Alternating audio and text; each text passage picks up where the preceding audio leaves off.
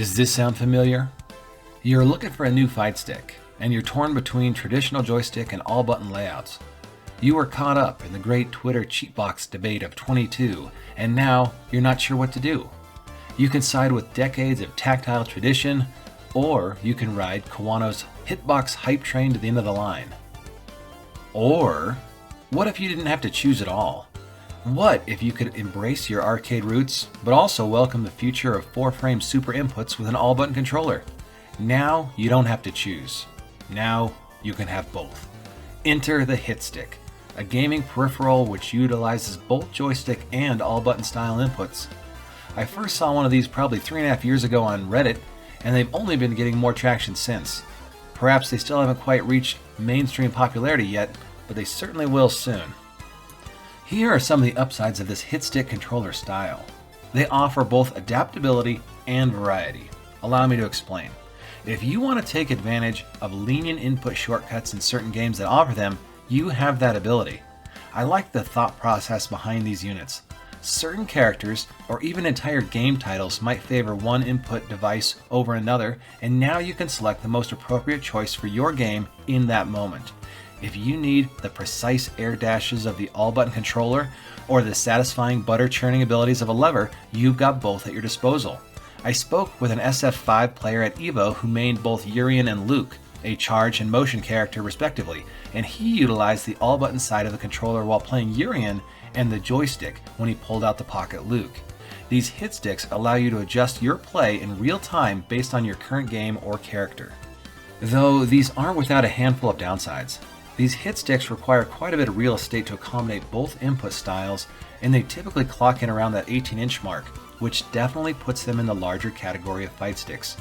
In a world where we keep getting smaller and smaller fight stick offerings, something of this size obviously isn't going to appeal to everyone. The size also means that depending on the enclosure materials, they have the potential to be comparatively heavier than a more traditional stick. The joystick is also fairly far away from your normals, so your hand positions are a lot wider than normal, and maybe more of a minor concern, but your face art options may also be more limited because of the extra inputs. Lastly is the current legality of this controller type. Their acceptance will vary from tournament to tournament, but if the TOs have anything in their rules about the maximum amount of directional command inputs, then you might need a backup stick on standby, which sort of defeats the general idea of having a lone stick to take on every scenario. I'm still not entirely convinced this will be the wave of the future, but I do really appreciate the efficiency and cover your bases design philosophy, and I have definitely been having lots of fun with mine. And speaking of, it was a lot of fun to plan and get together. I sketched up a Kool-Aid Man themed concept and reached out to some fight stick people to help me bring it into reality.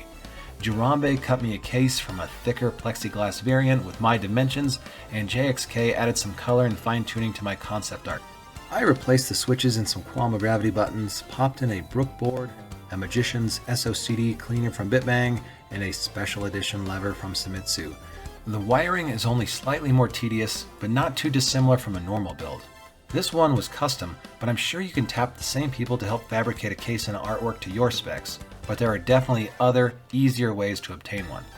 In fact, there are several vendors which offer their version of the HITSTICK case, and I'll leave links to all in the video description. To start us off, Eternal Rivals has this version on their website.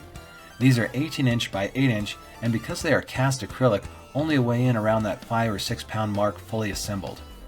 All Fight Sticks offers modular enclosures, and you can select a HITSTICK panel for their 18-inch cases. Because these ones are metal, the case itself will start around 8 pounds pre-built. They have multiple offerings, including additional arrow key button placement for yet another way to play, as well as Shioken Star 30mm buttons for your normals. If you're uncomfortable wiring it yourself, or you just want the internals to an immaculate standard, Bear Wit also takes commissions to build out these AFS cases. And finally, there is an Etsy shop, Mavericade, which also produces a steel version with an acrylic topper of this case style. The HITSTICK appears to be gaining traction, so it may not be long before you start seeing more at your locals. Is it overkill? Is it the future? Let me know in the comments if this type of controller appeals to you. Support your locals, and I'll see you next time.